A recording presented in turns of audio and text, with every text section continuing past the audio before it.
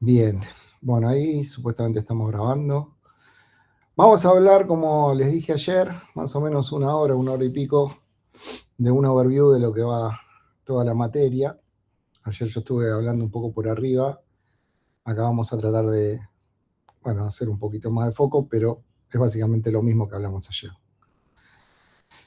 Lo que no vimos bien en detalle ayer son las tecnologías y los lenguajes que están sobre el final de esta charla, pero bueno, no tienen tampoco la necesidad de verlo ahora, sí, para elegir el trabajo práctico, el tema del trabajo práctico y, bueno, definir los grupos.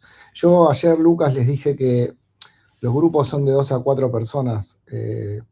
Supuestamente, no sé si eso lo manejan así.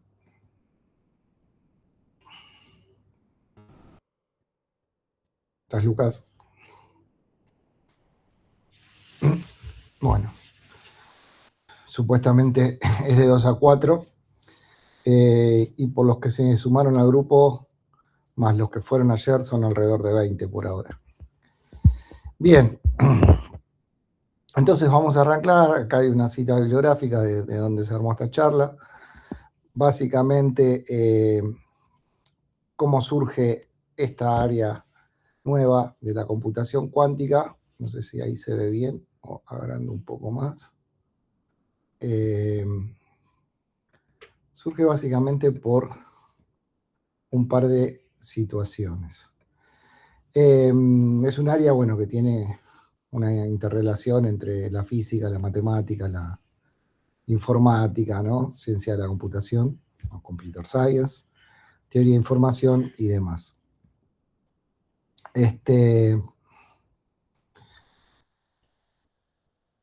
¿Qué pasó?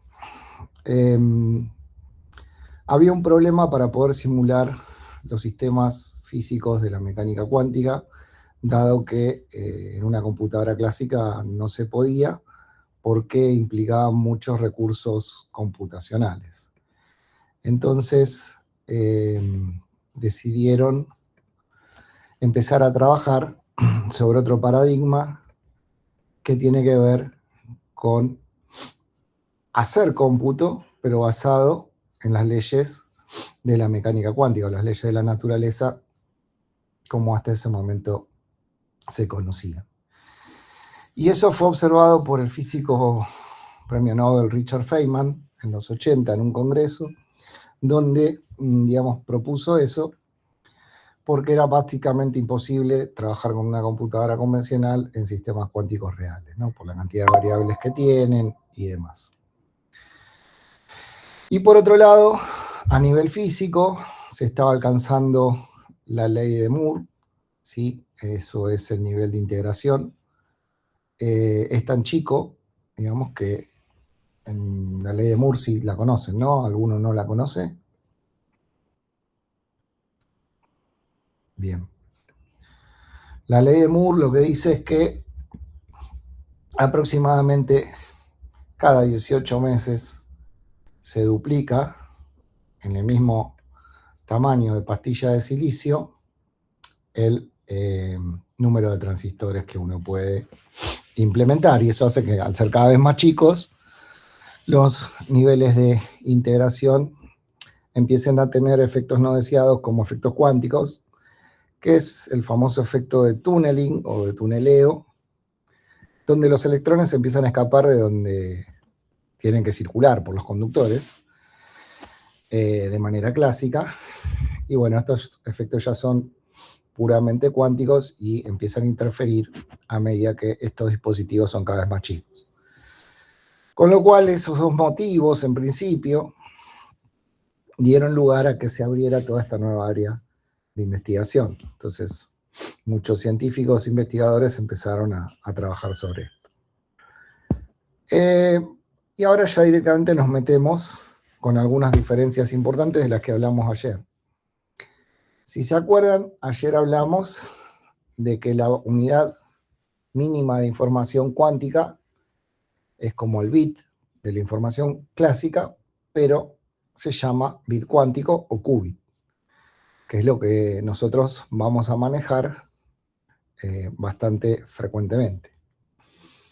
Luego, ese qubit, como dijimos, se puede representar matemáticamente, como está acá, ¿sí? Como yo se los escribí ayer en el pizarrón, ¿sí? El estado más general que uno puede tener es este ket de estado o vector de estado, que lo puedo escribir como una combinación lineal de una determinada base ortonormal, dado que, como vamos a ver la clase que viene, en computación cuántica siempre vamos a trabajar con bases ortonormales, ¿sí? Particularmente la base computacional, que es la base 0,1, donde está el ket 0 y el ket 1. Para los que no vinieron ayer, estos ket, que se denominan así en la notación de Dirac, son vectores columnas en un espacio vectorial complejo de dimensión 2, también conocido como espacio de Hilbert, donde el ket 0 es el vector 1, 0, y el ket 1 es el vector 0, 1, en ese orden. Con lo cual lo que vamos a trabajar acá es con vectores columna, y a esos vectores los vamos a ir transformando, estos coeficientes que uno ve acá, alfa y beta. Si alguien preguntó algo. Ah, un invitado. Espérenme un segundo. Ahí está. Bien, entonces estábamos en que el qubit, matemáticamente lo podemos escribir así, como una combinación lineal de una base ortonormal de dos estados, que son el 0 y el 1, con esos coeficientes complejos que tienen que cumplir estas condiciones. Tiene que tener producto interno igual a 1, y sus módulos cuadrados de los coeficientes tienen que sumar 1. ¿Cuál es la diferencia conceptual entre un qubit y un bit? Bueno, el bit, como dijimos ayer, solo puede tomar dos valores, el 0 y el 1, ¿sí? Pero o está en 0 o está en 1, no puede tener ningún otro valor, mientras que el qubit, además de tener el 0 y el 1, puede tener valores en simultáneo, o sea, porque a nivel del qubit se puede producir la superposición cuántica, donde el estado está un poco en el 0 y un poco en el 1. En realidad no es que está un poco en el 0 y un poco en el 1, es que yo matemáticamente lo escribo así, está en un estado determinado, que es esta flechita roja que ahora les voy a explicar qué significa, pero que en función de las bases con las que estamos trabajando, uno lo puede expresar como una combinación lineal. Bien. Y esta propiedad de superposición cuántica no tiene un correlato, o sea, un análogo en el mundo clásico, ¿sí? Solo se da en el mundo cuántico. Como les dije ayer, cuando uno quiere representar gráficamente un qubit, como el que tenemos acá, es más fácil verlo en coordenadas esféricas, entonces llama a alfa coseno de tita sobre 2 y a beta seno de tita sobre 2 por e a la i phi, con tita yendo de 0 a pi, que es este valor. ¿Se ve cuando muevo el mouse? Sí, sí, se ve. Y phi yendo de 0 a 2 pi, que es el que recorre todo el ecuador. Entonces, con esos 2 grados de libertad, desde el ángulo tita y phi, puedo manipular este vector que es phi, que es el estado cuántico, a cualquier punto de esta esfera, que tiene infinitos puntos, de radio 1, ¿no? Esa es la otra constante que está determinada por esta condición. Y eso permite que yo, manipulando tita y phi, o alfa y beta, como les guste más, pueda manipular la posición de esta flecha roja a conveniencia en esta esfera de radio 1, ¿sí? Siempre y cuando no realice una observación o una medición, porque en ese momento, ¿qué pasaba? Esta flechita va a colapsar y va a ir a parar o al 0 o al 1 con determinada probabilidad antes de medir, ¿no? La probabilidad siempre es a priori. Con lo cual, la probabilidad de que cuando mida el estado sí colapse al 0 es módulo de alfa sobre 2. Mientras que la probabilidad de que cuando mida el estado sí colapse al 1, que es el polo sur, por si se llega a ver bien, es módulo de beta sobre 2. Como son probabilidades, tienen que sumar 1. ¿Sí? Bien. Esta es la primera diferencia que uno encuentra en la unidad de información cuántica versus la clásica, la propiedad de superposición. Como dijimos ayer, estas computadoras no tienen memoria o disco duro como la del modelo von Neumann, porque la información se guarda o se procesa en la interacción de los qubits, ¿sí? Lo que hace que sea mucho más de arquitectura más sencilla y que sean bastante distintas a las computadoras clásicas. Por eso hoy en día, como algunas tecnologías, como vamos a ver, necesitan estar cerca del cero absoluto, uno necesita espacios muy voluminosos, como las primeras computadoras clásicas, por el tema de los crióstatos que necesitan bajar la temperatura y tienen que ser mantenidos con helio y demás. Bien. Entonces, como dijimos, la información en estas computadoras no se almacena en alguna memoria, sino que está directamente en los qubits y la interacción entre ellos. Por lo tanto, cuando yo tenga, como dijimos ayer, mayor cantidad de qubits, voy a poder manejar o procesar mayor cantidad de información, ¿sí?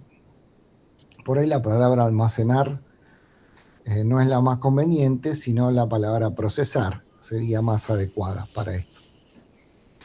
Entonces, lo que dice acá es que según el número de qubits que haya en el dispositivo, vamos a tener en estado de superposición de 2 a la n estados posibles simultáneos. Acuérdense, si tenemos un solo qubit, que es este, vamos a manejar 2 a la 1, que son estos dos estados, 0 y el 1 a la vez.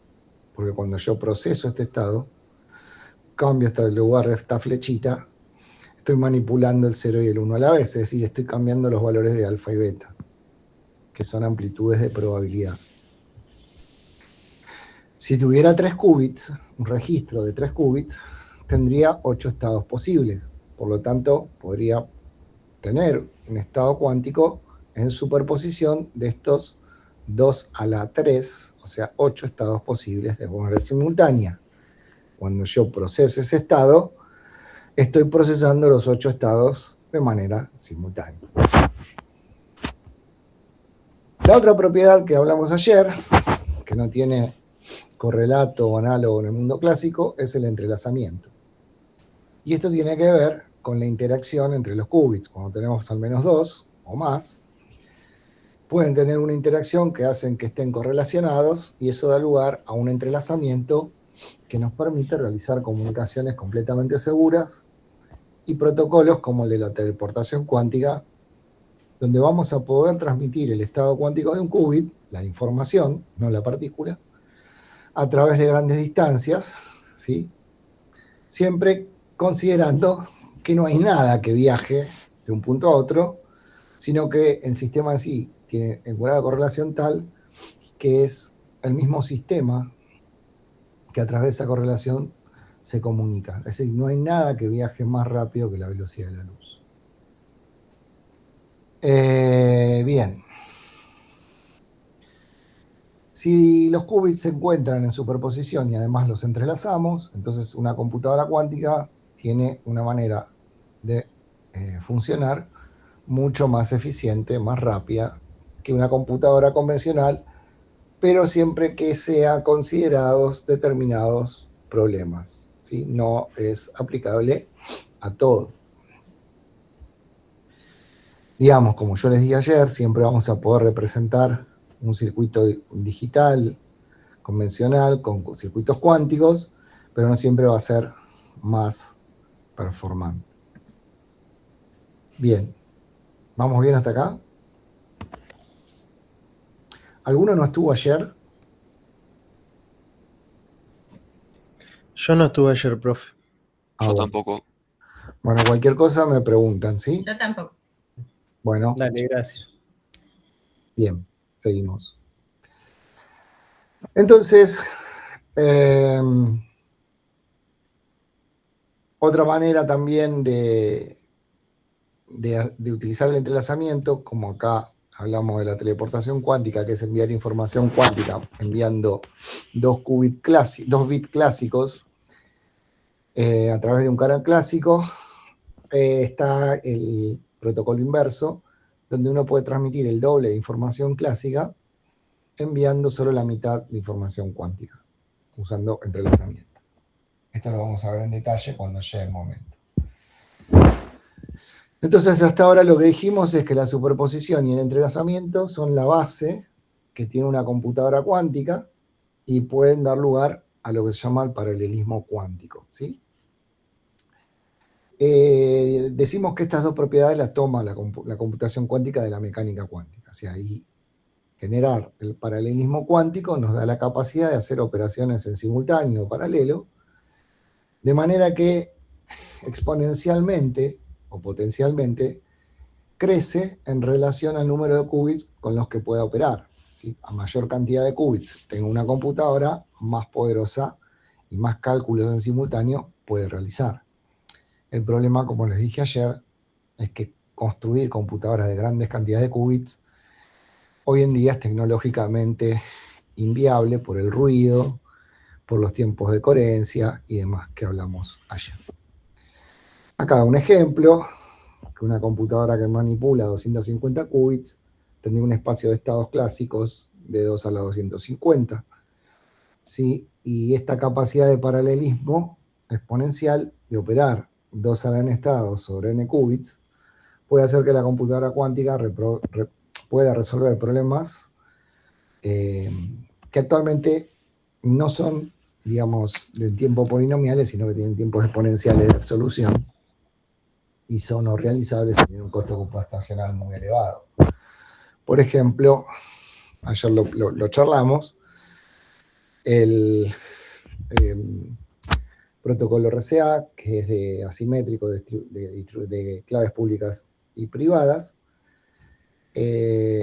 Uno tiene una seguridad actualmente porque ese protocolo hace una operación inversa de factorización para encontrar la clave privada es, digamos, computacionalmente inviable en una computadora clásica, por el tiempo que llevaría, por fuerza bruta. En cambio, Short demostró, es un matemático, en el 95, que esto se puede hacer, ¿sí?, en un tiempo mucho menor usando computadoras cuánticas. Por lo tanto, esto puso en alerta a todas las seguridad informática, criptografía y ese tipo de organismos. Esto hay que tenerlo siempre en cuenta. La computación cuántica no ayuda en todo tipo de cálculo porque son máquinas de propósitos específicos, ¿sí? No en todas las aplicaciones van a ser mejores que las clásicas, de hecho no las van a reemplazar. Tampoco funcionan autónomamente porque uno tiene que controlar y leer la computadora cuántica con una computadora clásica. Es decir, uno a la computadora cuántica va a ingresar con bits y una vez que la computadora cuántica mida, nos va a devolver bits. Bien, esto ya está dicho, que las computadoras cuánticas solo sirven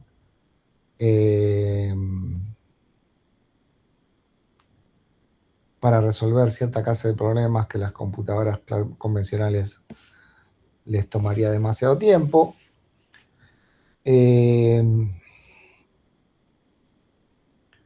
Luego, para realizar cálculos con una computadora cuántica es necesario mantener el estado de entrelazamiento el tiempo suficiente, que es lo que hablamos ayer, el tiempo de coherencia, o sea que no pierdan las propiedades cuánticas, los estados cuánticos, para poder hacer todas esas transformaciones unitarias con compuertas cuánticas, que es mover esa flechita roja de un lugar a otro, de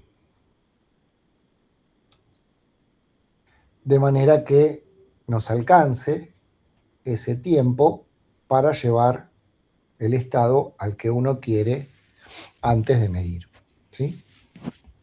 Dado que, como dijimos ayer, estos sistemas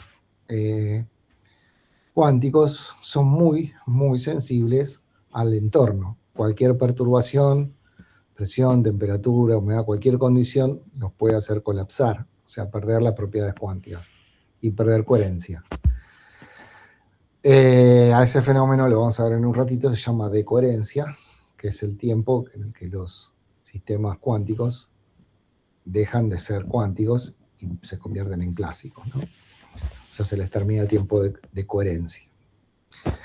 Entonces, esto también lo hablamos ayer, para que una computadora cuántica sea confiable, necesita operar con varias copias de la información junto con un protocolo de corrección de errores dado que es muy sensible al estado. Bueno, acá una llamada de atención. Cuando dice copias de información, no quiere decir que tengamos varias copias del mismo estado, sino que uno prepara el mismo estado cuántico varias veces y repite el mismo circuito para ver qué resultado obtiene, porque toda la computación cuántica, como la mecánica cuántica, es de carácter probabilístico. Uno lleva y procesa el estado antes de medir, de manera que llegue al estado más probable, pero como es probabilístico, no siempre va a resultar. Con lo cual uno tiene que repetir muchas veces el mismo experimento. Y por otro lado, como dijimos, la gran cantidad de errores que puede tener el protocolo, no solo en la transmisión, sino también en el procesamiento, dado que los qubits no solo pueden cambiar de 0 a 1 o de 1 a 0, sino también la fase, que eso no pasa en el mundo clásico, uno necesita tener qubits redundantes para mantener el estado lógico de un qubit. Y de acuerdo al código de Shor, uno necesita alrededor de 9 qubits físicos para poder mantener el estado de un qubit lógico. Con lo cual es un impedimento más si uno quiere lograr una generación de computadoras cuánticas tolerantes a fallas, que hoy no existe. Bien. Entonces acá nos dice que algunas estimaciones indican que el número de qubits que se necesita alcanzar para que una computadora tenga una aplicación confiable y no sea de carácter puramente académico de investigación, es del orden de los millones de qubits, ¿sí? Si uno bien puede ser más exacto, dependiendo del tipo de problema, en ese orden, digamos que ya las computadoras cuánticas van a tener un interés no solamente académico ni de investigación.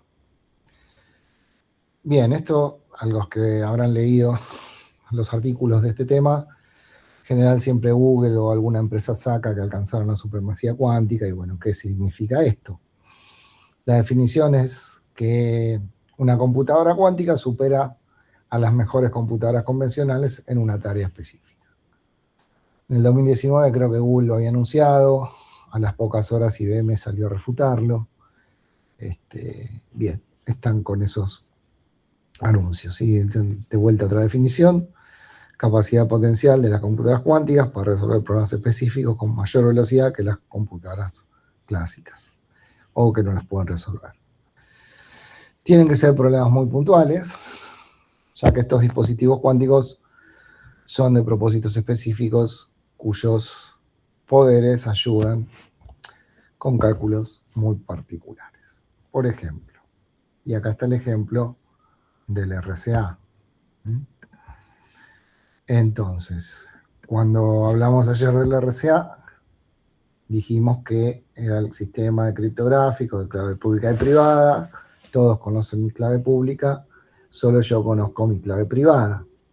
Y la relación es que la clave pública se genera con la multiplicación de dos números grandes, que solo yo conozco, y ese producto se lo doy a conocer a todos los que quieran cifrar mensajes y enviármelos. Y yo los puedo descifrar con mi clave privada. Como se darán cuenta, la operación inversa de factorizar un número grande en sus factores primos es una operación matemática no imposible de hacer, pero sí con las computadoras de ahora y los recursos computacionales llevaría años. Entonces Shor postuló un algoritmo que es un poco cuántico, un poco clásico, que permite resolver este problema en un tiempo polinomial y no exponencial, o sea, en cuestión de horas o días. Con lo cual, para llevarlo a cabo, uno necesitaría alrededor de 10 millones de qubits lógicos. Así que por ahora, no hay una computadora de este orden de qubits, y la criptografía y seguridad de hoy sigue siendo segura, pero no sabemos por cuánto tiempo. Y toda esta motivación del algoritmo de Shor, de craquear o de poder romper RSA, generó nuevamente que mucha gente que esté en el mundo de la criptografía, seguridad de información y gobiernos e instituciones se pusieran a trabajar para ver quién llegaba a la computadora de esta cantidad de qubits. Pero como les dije ayer también, si bien pone en riesgo este protocolo, nos da la distribución cuántica de claves de manera completamente segura. Bien, otro ejemplo en los cuales las computadoras cuánticas pueden ayudar a resolver son, por ejemplo, la simulación de la conductividad o rigidez de algunas moléculas, que es un problema bastante complicado. Uno conoce las ecuaciones en las cuales va a evolucionar la molécula, pero no puede, digamos, simularlas porque llevaría mucho tiempo en una computadora convencional. Para dar una idea de cuánto más puede hacer una computadora cuántica, uno puede pensar de la siguiente manera. Es posible simular una computadora cuántica con una convencional, lo dijimos ayer, hay simuladores, simplemente resolviendo numéricamente ecuaciones de moléculas propuestas por la mecánica cuántica. Si uno lo hiciera, la carga computacional en una convencional aumentaría exponencialmente el número de qubits.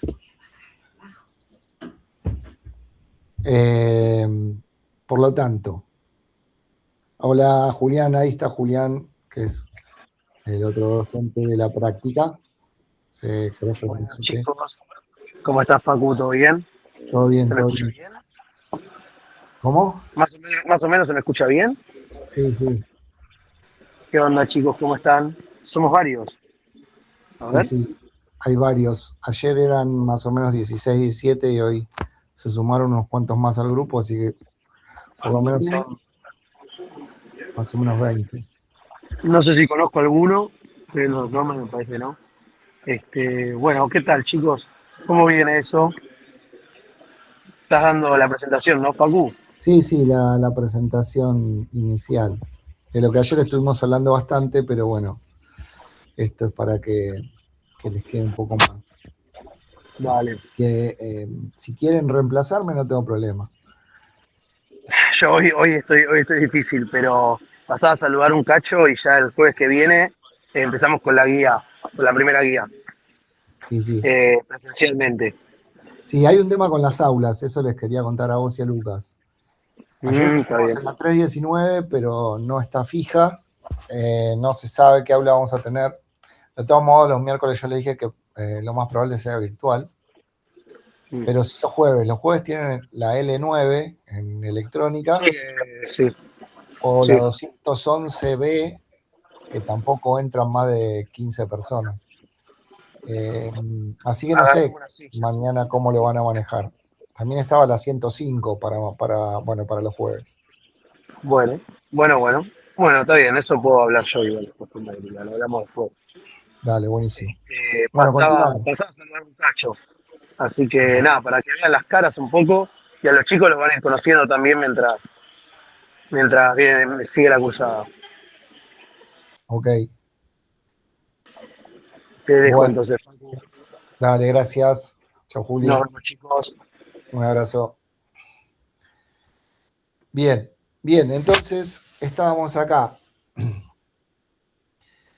Si uno simula una computadora cuántica con una clásica, puede resolver numéricamente ecuaciones de moléculas que propone la mecánica cuántica. Si uno hiciera eso, la carga computacional aumentaría exponencialmente a medida que uno agrega qubits que intenta simular. Entonces, para simular 1 o 2 qubits, una máquina, una PC común, lo puede aguantar, pero ya 50 qubits, uno necesitaría un clúster de supercomputadoras, porque el espacio de bits que uno está manejando es de 2 a la 50, la configuración de estados. ¿Sí? Entonces, Entonces, cualquier cálculo que lleve más allá de 50 qubits no se puede calcular en un periodo de tiempo razonable, porque como dije, estamos trabajando en un espacio de configuración de 2 a la 50 estados. Y las computadoras convencionales tienen que buscar la respuesta por fuerza bruta, ¿no? Uno por uno.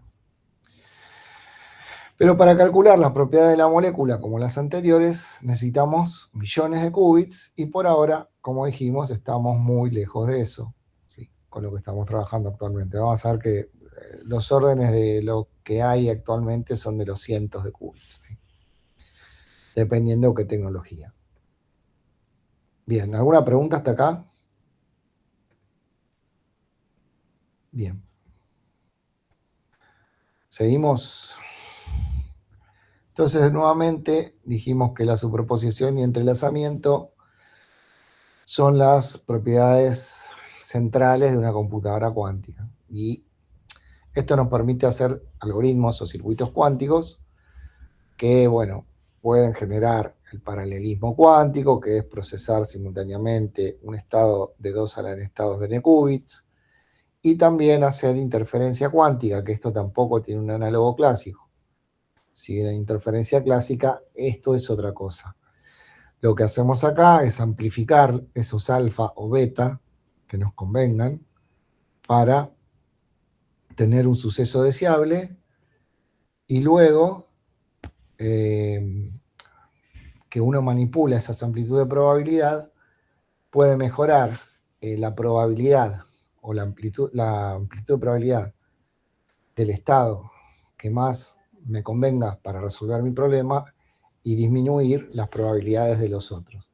Por lo tanto, los dos fenómenos de superposición y entrelazamiento, combinados con estas posibilidades que nos dan los algoritmos, es lo que le da el poder de procesamiento a las computadoras cuánticas. Y acá está lo que les dije ayer, ¿sí? Este es el modelo que nosotros vamos a trabajar, que es el modelo circuital de la computación cuántica. Esto que está acá abajo, que se ve un poco chiquito, es un circuito cuántico, ¿sí?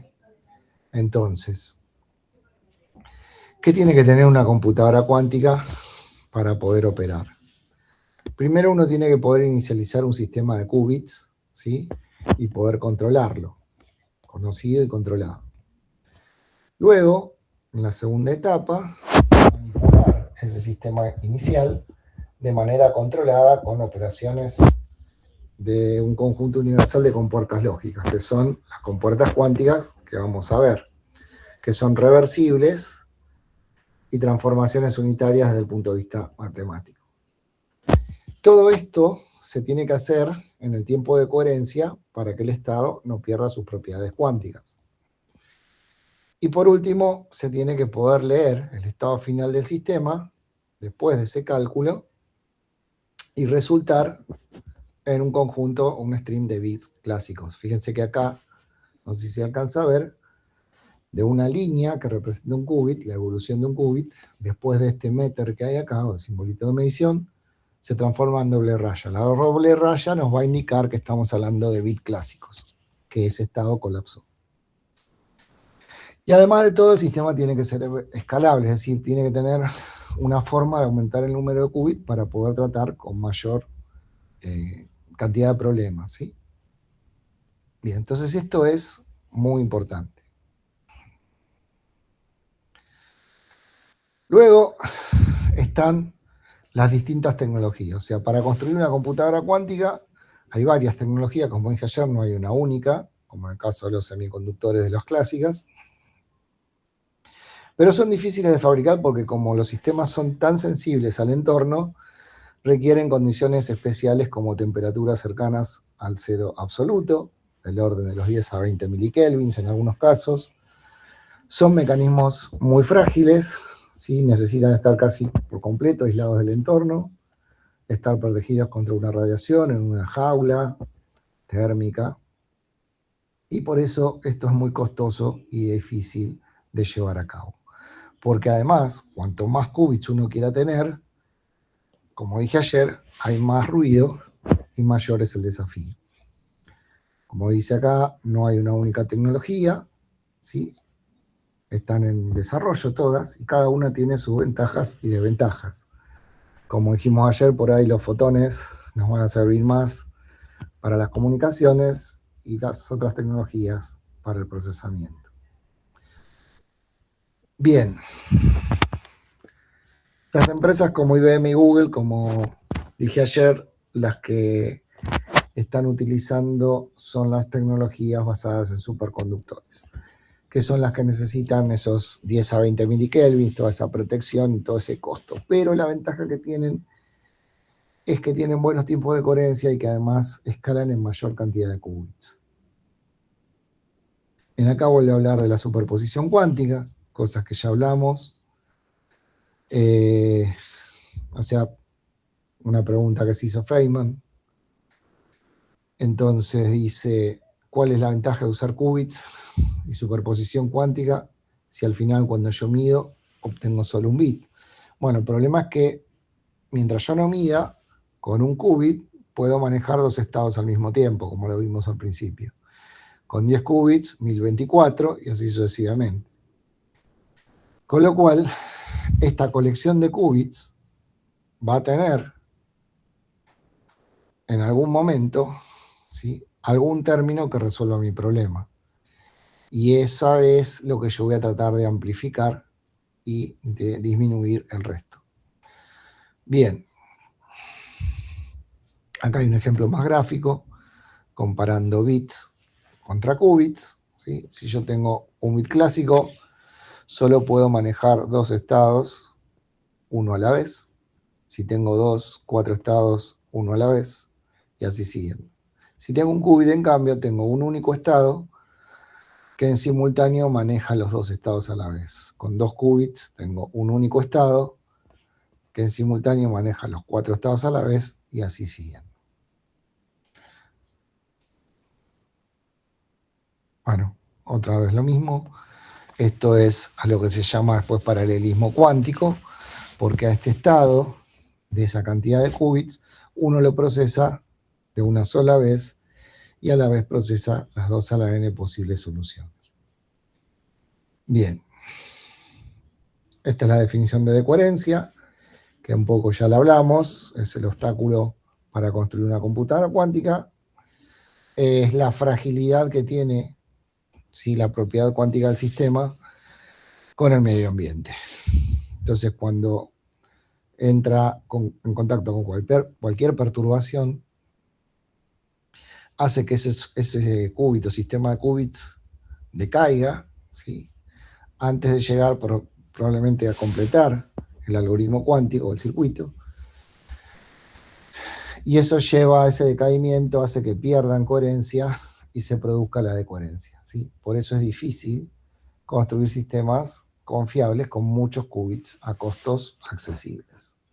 Y es que por eso las tecnologías en desarrollo tienen que superar todas estas perturbaciones y obstáculos, y es donde hay gran esfuerzo e inversión actualmente. Bueno, nuevamente habla del entanglement o del entrelazamiento, ¿sí? Esto es muy importante, como les dije, para las comunicaciones seguras.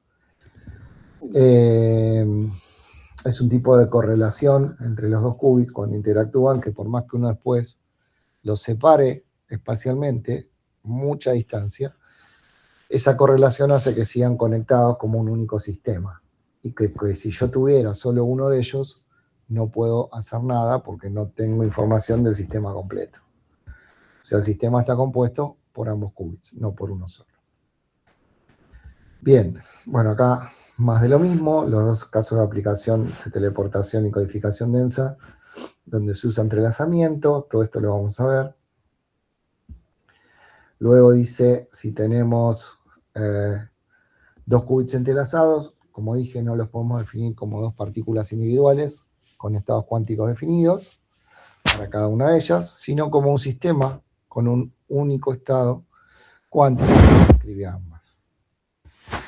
Hay fuertes correlaciones que existen entre qubits entrelazados que hacen que la medición sobre uno de ellos influya instantáneamente sobre el otro qubit que está entrelazado con él, a pesar de que pueda existir una gran separación espacial entre ellos.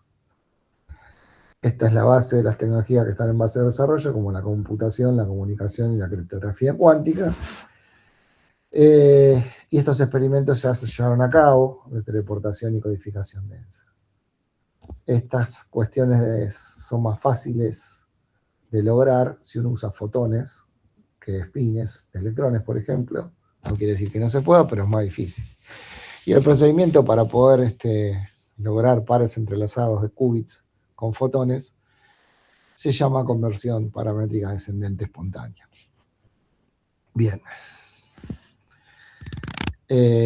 Como dice acá, son técnicas de correlación que preparan estados coherentes de fotones en lugar de electrones o núcleos. Okay. Bien. El entrelazamiento también es un fenómeno muy sensible. Cualquier perturbación con el medio ambiente, vibración, temperatura, campos magnéticos, puede provocar el colapso y deja de funcionar como tal, como computadora cuántica.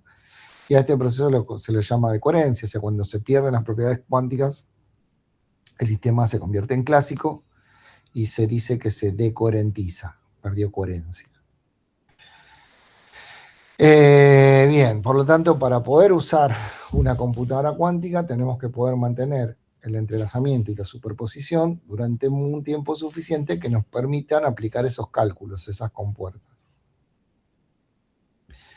Bien, y acá llegamos a un punto donde vamos a hablar de tecnologías usadas en computadoras cuánticas. No sé cómo están, si quieren hacer un break o algo, o quieren que sigamos. Sigamos. ¿Sí? Bien. Vamos bien, perfecto. Bien, entonces, como vimos, no hay una única tecnología, ¿sí? Fíjense, cada una tiene sus ventajas y desventajas. Acá hay logos de compañías que están trabajando en el tema, Google, IBM, ya se habrán escuchado, Microsoft también conocida, Intel. Pero la primera que comenzó con todo esto fue D-Wave, que es una compañía canadiense que pensó usar qubits superconductores, pero para resolver problemas puntualmente de optimización, usando otro modelo de circuito, no el modelo de circuito de computación cuántica tradicional, sino un modelo variacional de computación sobre annealing cuántico, donde muchos objetaban que no eran computadoras cuánticas reales. Bien, entonces la computación cuántica es una de las tecnologías emergentes más interesantes y que va a seguir siéndolo en los próximos años. Hay muchas compañías que están trabajando y hoy se presenta bastante confuso, es poco claro cuál tecnología va a dominar en el futuro. Hay algunas compañías que se focalizan como Xanadu en fotónica, o sea, con fotones. Y lo que queremos ver ahora, y a partir de ahora sí pueden empezar a elegir el tema, a los que no fueron ayer, tienen que hacer un trabajo práctico para representar en la última clase del cuatrimestre, en grupo, con grupos de 2 a 4 personas, donde van a elegir un tema de investigación que puede ser una de estas tecnologías, uno de los lenguajes de programación que vamos a hacer al final, o algún tema que no hayamos llegado a dar. Por ende, ahora vamos a ver solo de qué va cada tecnología muy por arriba y sus ventajas y desventajas. La primera, qubits superconductores, ¿sí? Estas son las más populares porque, como les dije, IBM, Google y D-Wave son las que los utilizan. Acá los qubits se arman con capacitores en paralelos con junturas de Josephson, que es como una especie de aislante. Son medidos con resonadores que son circuitos LC. ¿Saben lo que es un circuito LC, no? Bien. Un segundito.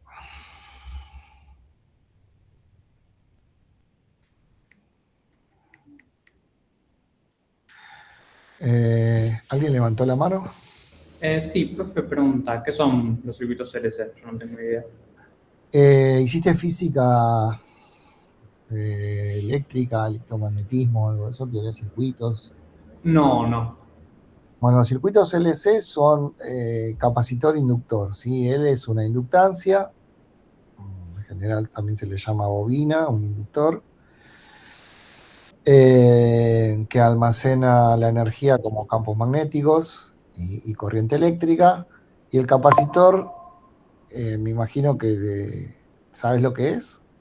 Sí, esa parte sí la tienen para una parte de física.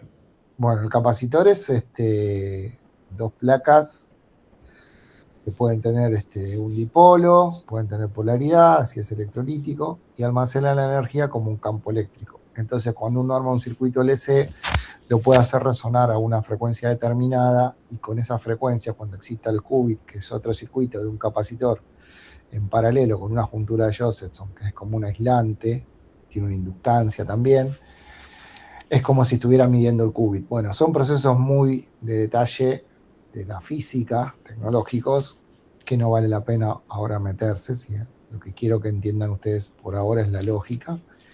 Y llegado el momento, como hay 2 exalumnos que están haciendo su tesis en este tipo de tecnología, estuvieron en Bariloche, en el Balseiro, donde hay crióstatos con los que están trabajando gente de Balseiro y armando qubits superconductores, midiéndolos, manipulándolos y demás. Y bueno, es bastante interesante. Pero bueno, requiere de aprender más de la parte física. En teoría, volviendo a esto, esta tecnología, digamos que no es muy lejana a los semiconductores que se han desarrollado en la electrónica de los últimos años, pero lo que tiene que para que se produzca la superconductividad, que es la desventaja, uno tiene que bajarles la temperatura, además de toda la aislación y demás, al orden de los 10 o 20 milikelvin, ¿sí? Para que se produzca la superconductividad y el dispositivo funcione como tal. Y no se degrade, como dice acá, la información cuántica del qubit. Y eso, para enfriarlo, se necesita helio, nitrógeno, y eso es bastante costoso.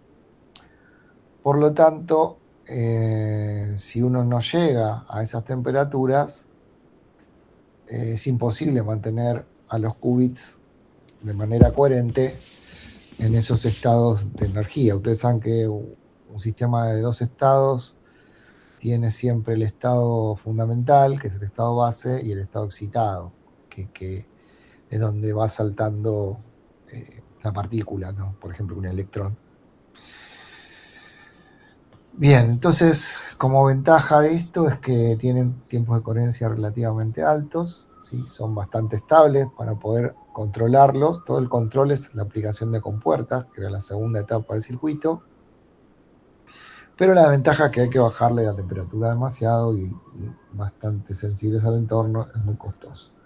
Acá hay una foto de la primera computadora, el IBM Quantum de System One de 20 qubits. Ven que hay como una jaula de vidrio, camisas que protegen los refrigeradores. En cada etapa de cada camisa van bajando parcialmente la temperatura hasta que llegan acá abajo, a donde está el QPU, que es el procesador cuántico, con los qubits, y están en el orden de ese rango térmico, 10 milikelvins.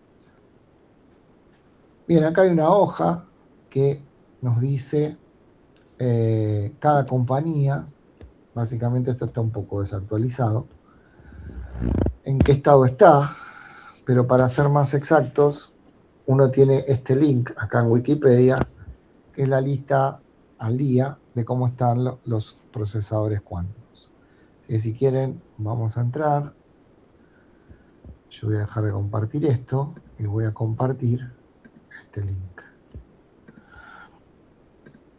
Bueno, fíjense que es una página de Wikipedia donde tienen cuál es la empresa, qué arquitectura tienen, es decir, la tecnología que estamos viendo, qué layout o topología tienen los qubits, bueno, la fidelidad, que es cuán confiable, o sea, cuánto tiempo se comportan como qubits, tiene que ver con tiempo de coherencia, cuántos qubits físicos hay, y la fecha en la que salieron al mercado. Fíjese que todavía no llegamos, pero hay iones atrapados de Alpine Quantum, átomos neutros en látices ópticos de Atom Computing, superconductores, en Google, como vimos, con trasmones. Pero fíjense que toda la columna de la cantidad de qubits físicos no supera los del orden de los 100 qubits, ¿no? Acá hay uno de 1080, 1180, otros de 504, pero bueno, no hay más allá del orden de 1000, pero bueno, los de 1000 disipan mucha temperatura y también se dejaron de construir. Bueno, fíjense, acá hay semiconductor, esta es una tecnología más nueva, ¿sí? Con intercambio de qubits de un solo spin. Bueno, todo lo que es IBM, que salió en el 2016, es la única que tiene en la nube una máquina que uno puede usar durante 10 minutos, una máquina real de 5 qubits. Parece poco, pero es para bastantes problemas que nosotros vamos a ver. Con arquitectura de superconductores, bueno, después fue aumentando la cantidad. Con trasmones, que es un tipo de superconductores. Hasta que hay una parte donde, bueno, me pasé por acá, 1121, que lo dejaron de hacer porque disipa mucha temperatura. Entonces se quedaron con QPUs más chicos y los hacen interactuar. Bien, como ven, IBM tiene bastante. Intel también tiene superconductores y semiconductores con qubit spin, pero con pocos qubits físicos. IonQ se especializa más en iones atrapados, pero ven que la cantidad de qubits es menor a 50. Luego, acá en una época en la M estaba Microsoft con su noticia de que había logrado la tecnología topológica, que es algo completamente teórico. Y bueno, como no pudieron demostrar su trabajo, lo sacaron de acá. Bien, acá ya empiezan las fotónicas como Cundela o Xanadu, vamos a ver más adelante. TU-Delft con semiconductores y superconductores, pero ven, pocos qubits, son de carácter de laboratorio experimental. Iones atrapados, Rigetti con superconductores. Y por último está el RIKEN, que es en Japón, con superconductores. Vacancia de nitrógeno, Xanadu, que es otra manera de armar, entre comillas, memorias cuánticas, que yo les dije que no existían, pero bueno, sí existen para las comunicaciones. Esta tecnología de SpinQ, que quizás alguno la escuchó que salieron a vender máquinas, es de resonancia magnética nuclear, se dejó de hacer, la vamos a ver porque no escala más allá de 7 a 10 qubits. Y solo quedan estas máquinas como para efectos académicos, digamos. Bueno, la Universidad de Ciencia y Tecnología de China, fotónica, superconductores, con trasmones, y Xanadu, como les dije, óptica.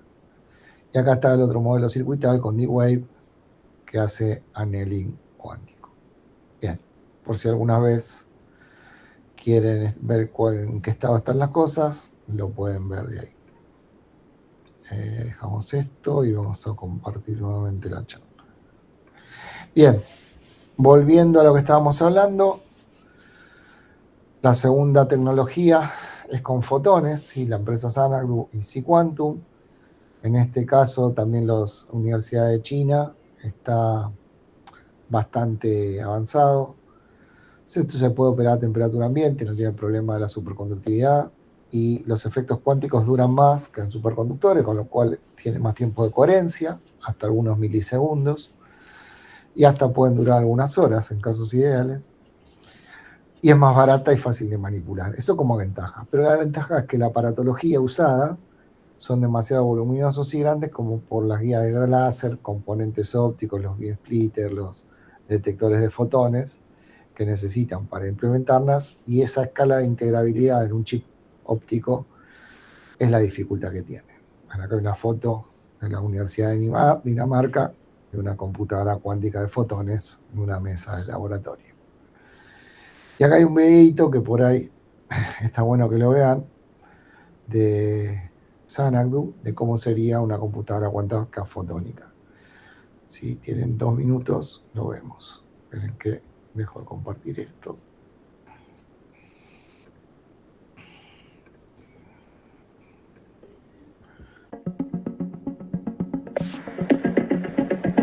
Xanadu is developing photonic chips for near-term quantum computers. These X-series chips are made out of silicon and silicon nitride and consist of 3 primary modules: squeezers, the input to the computer, an interferometer, the logical gates, and photon detectors, the measurement output. Let's look at each in more detail. Classical laser light is first distributed to an array of squeezers. These microscopic devices are made of small ring resonators, which, when driven by bright classical laser pulses, generate a special quantum state of light called a squeezed state, Xanadu's version of a qubit. These states involve a quantum superposition of different numbers of photons, and, once generated, are coupled into an array of bus waveguides, which carry them to the next stage. The squeezed states now enter a network of beam splitters and phase shifters called an interferometer. To program the interferometer, the user's instructions are loaded into the chip electronically. The control system translates these instructions into a set of electrical voltages that are applied to the different components on the chip.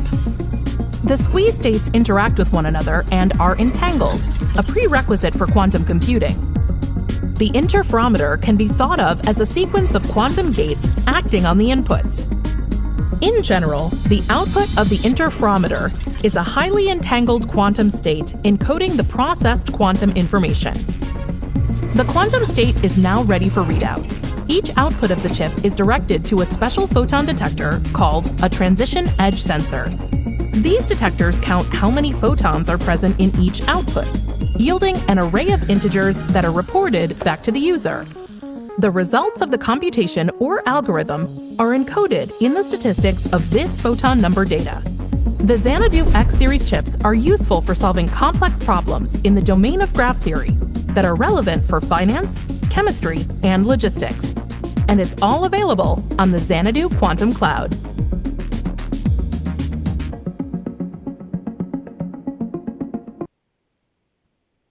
Bien.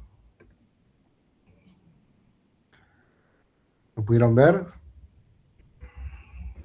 Profe, una pregunta, porque en un punto dijo, no me acuerdo el nombre, decía, es la versión de Xanadu de un qubit.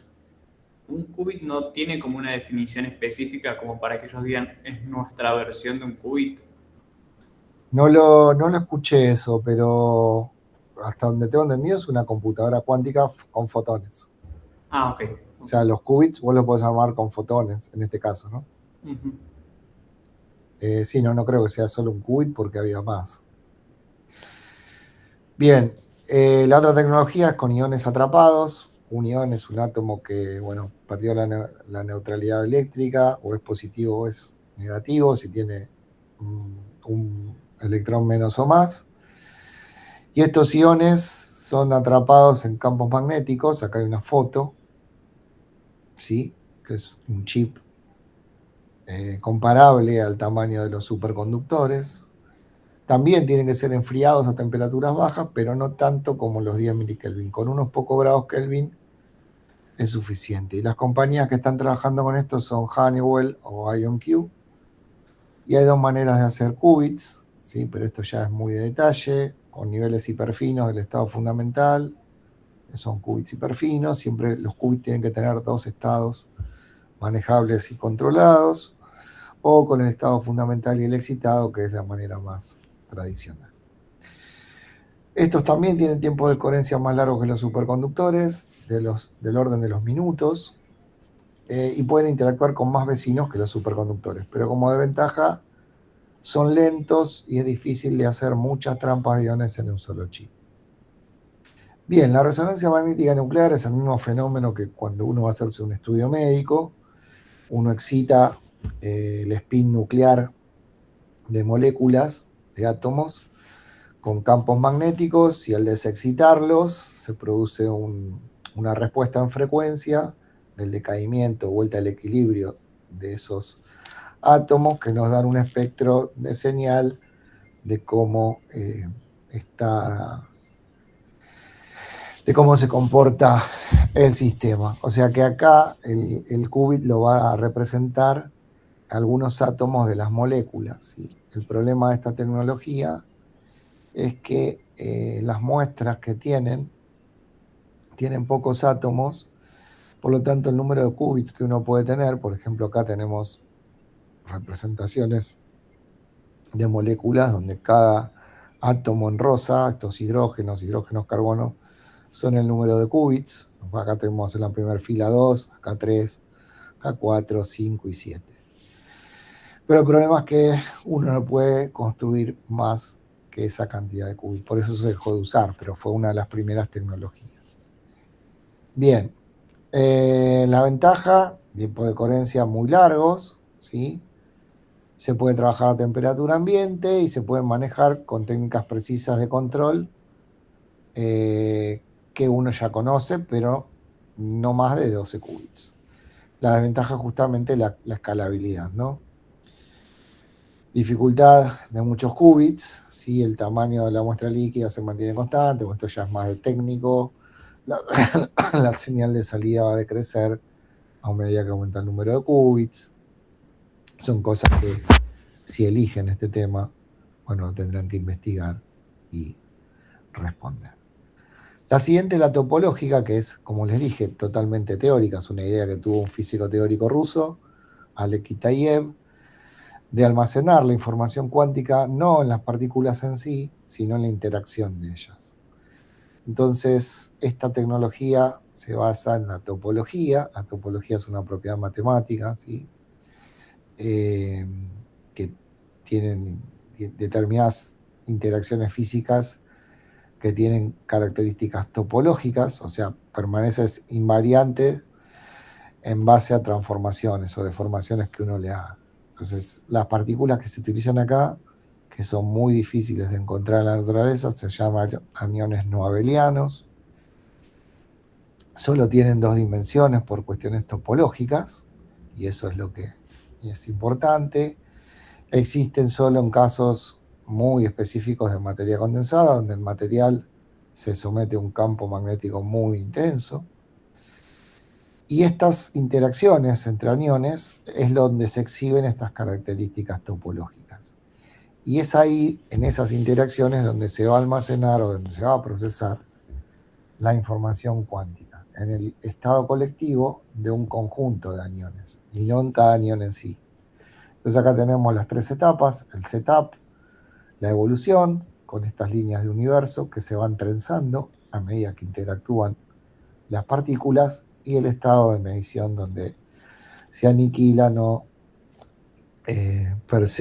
no las partículas, ¿sí? Entonces fíjense que dice emplea partículas bidimensionales llamadas aniones no abelianos, cuyas líneas de universo, que es la evolución temporal, se cruzan entre sí a medida que van interactuando para formar estas trenzas espacio-tiempo de 3 dimensiones, o sea, 2 espaciales y una temporal. Acuérdense que el anión tiene 2 dimensiones. Es decir, forman trenzas que hacen las veces de las compuertas lógicas, y la ventaja que tiene es que esta computadora se basa en esas trenzas cuánticas, es que es bastante más estable y es inmune a la decoherencia. Esto, si se llega a lograr, sería ideal, porque sería un salto tecnológico importante, porque uno se olvidaría de los tiempos de coherencia, que ahí pasaríamos a hablar de otro tema. Entonces, que pequeñas perturbaciones acumulativas no pueden cambiar la propiedad topológica de las trenzas, que es donde está codificada la información. Así que son, cada partícula sigue una línea de universo determinada, Y la información, como dijimos, se procesa intercambiando partículas, lo que va generando un cambio en el estado cuántico de sistemas de muchas partículas. Tenemos los siguientes 3 pasos, que son siempre inicializar, hacer el procesamiento, que es el intercambio de aniones, y leer la salida, donde se fusionan, se juntan los pares o se aniquilan entre sí. Actualmente no hay una máquina viable que use esta tecnología, que es en la que está trabajando Microsoft, pero fue una idea de este físico de Caltech, Alex Kitaïen. De vuelta, la información se almacena en algunas propiedades que se conservan en las interacciones de las partículas y no en las partículas mismas. Ventaja, es intrínsecamente resistente a la coherencia. Esto, si se logra, sería un avance impresionante. Pero la desventaja es que esto está totalmente en fase teórica y que las partículas, como los fermiones de Majorana, son prácticamente imposibles de encontrar. Se están haciendo muchos experimentos que no está haciendo IBM, Microsoft, pero por ahora no hay nada en concreto. Tecnologías nuevas que ya, como vimos en el listado, no son tan nuevas, porque en semiconductores ya se había hablado de TUDELF y de Intel. Estas temperaturas con 3 Kelvin, y no del orden de los minikelvins, ya se puede trabajar. Son bastante similares a los superconductores, pero acá los qubits son espines o la carga de los electrones individuales, o sea, no son la frecuencia de los circuitos LC. Los sistemas de vacancias de nitrógeno, que son, uno tiene una estructura del diamante, por ejemplo, que tiene un cristal de carbono, de átomos de carbono, extrae 2, y uno lo reemplaza por nitrógeno y queda una vacancia. En esa vacancia es donde va a quedar almacenado, o digamos como una especie de buffer, el estado cuántico que uno necesite tener muy poco tiempo para realizar alguna operación y después liberarlo. Esto lo vamos a ver al final del curso. Bueno, las empresas son QTech, el MIT, Quantum Brilliant. Y acá está lo que por ahí les interesa más a los informáticos, que son lo del lenguaje de programación cuántica, que también puede ser tema de sus trabajos. Básicamente lo que dice acá es que ningún lenguaje actual de los simuladores que hay es nativamente cuántico, porque los axiomas de la lógica de la computación cuántica, como vimos, tienen superposición y tienen entrelazamiento. Y no cualquier superposición de programas sigue siendo un programa, y no cualquier superposición de qubits es un nuevo qubit. Entonces hay que ver la lógica axiomática de la cuántica para después desarrollar el lenguaje, y no al revés. Bueno, acá habla de un grupo de investigadores de computación de exactas que está trabajando en un lenguaje nativo cuántico, donde dice que en lugar de diseñar el lenguaje y ver si cumple las propiedades que uno necesita, se hace al revés. Las propiedades que se quieren cumplir se fijan como axiomas y se arma el lenguaje como teorema derivados de esos axiomas. Ellos acá en este link hay un artículo que creo que habían logrado algo para manejar solo un qubit. Bien, entonces lo que les dice acá es que si bien los lenguajes de cuánticos nativos están en desarrollo, sí se desarrollaron muchos simuladores por las mismas compañías que están trabajando en base a los SDK que ustedes conocen, clásicos como Python, C#, C, Fortran, MATLAB, Java, hay un montón, ¿no? Y esos lenguajes cubren la necesidad actual que las computadoras tienen porque son de pocos qubits, pero no pueden aprovechar o explotar las capacidades que sí tendría un lenguaje nativo con este tipo de lógica. El cambio de un paradigma de programación sería encontrar la lógica dentro de un comportamiento muy diferente, donde los algoritmos que tratan con esta nueva forma de procesar tienen que ser radicalmente diferentes a bajo nivel, porque ya vimos todas las propiedades que uno maneja, pero familiares o amigables a más alto nivel. Y acá tienen listado también para poder elegir en su trabajo. El Qiskit es el lenguaje de IBM, es un FCDK que está hecho en base a Python, ¿sí? Y sirve para simular y ejecutar códigos de circuitos cuánticos. QSharp es de Microsoft, está hecho en base a C Sharp. Cirque es de Google, está hecho en base a Python. Forest está hecho por Rigetti. Silk es uno de los lenguajes que está hecho por esta empresa ETH, que es uno de los lenguajes de más alto nivel de entre todo el grupo este. También está PennyLane, que se especializa en Quantum Machine Learning. Bien, y con esto yo terminé. ¿Alguna pregunta? No, profe, todo claro. Bueno, me alegro, si está todo claro, porque a partir de la semana que viene arrancamos con más detalle. Vamos a empezar con la teórica de Dirac. Ya el miércoles les aviso a los que están y a los que no pudieron venir, avísenles. Va a ser virtual a las 7. Y vamos a empezar con la teórica de notación de Dirac. Y el jueves con los chicos seguramente va a ser presencial. Bien, ¿alguna pregunta más? Yo tengo una pregunta, profe, pero no es tanto de esto, es más de la materia. A ver, si te puedo ayudar. No sé si la materia. Yo soy de Pergamino, Sí. yo ahora estoy en Pergamino y la semana que viene me tengo que quedar. No pasa nada si yo no puedo ir la semana que viene a cursar, porque yo no fui ayer. No pasamos lista y las clases quedan grabadas, las que son virtuales, y las prácticas o los chicos las hacen por acá o se juntan en la facu y hacen ejercicios que lo podés seguir también por tu cuenta. No, genial, no. O sea, las virtuales voy a estar. Pero bueno, por las dudas preguntaba, como ayer no pude ir por eso, ¿viste? No pasamos lista, así que eso es para que se manejen tranquilos. Bueno, gracias, profe. No, de nada. ¿Alguna pregunta más?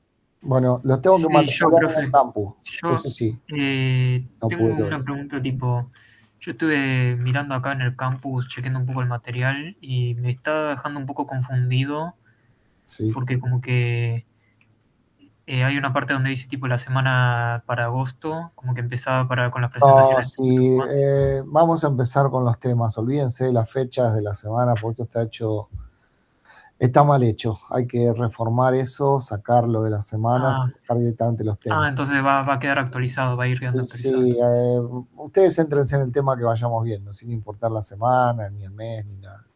Listo, perfecto. ¿Vos ya estabas matriculado o cómo hicieron? ¿Se matriculan solos? Sí, se me matriculó solo. Ok, capaz que los chicos lo cambiaron eso, porque... Sí, yo entré del campus, busqué la materia, entré a ese link que hay que compartir en el chat para que lo vea el resto a ver si también pueden entrar y puedo ver todo el material. Bueno, cualquier cosa nos comunicamos por el grupo de WhatsApp más rápido y bueno, en principio los miércoles va a ser virtual y los jueves presencial, pero bueno, salvo modificaciones como el que jueves que fue virtual o algún miércoles puede ser presencial también. Bueno, dejo de grabar y nos vemos el miércoles.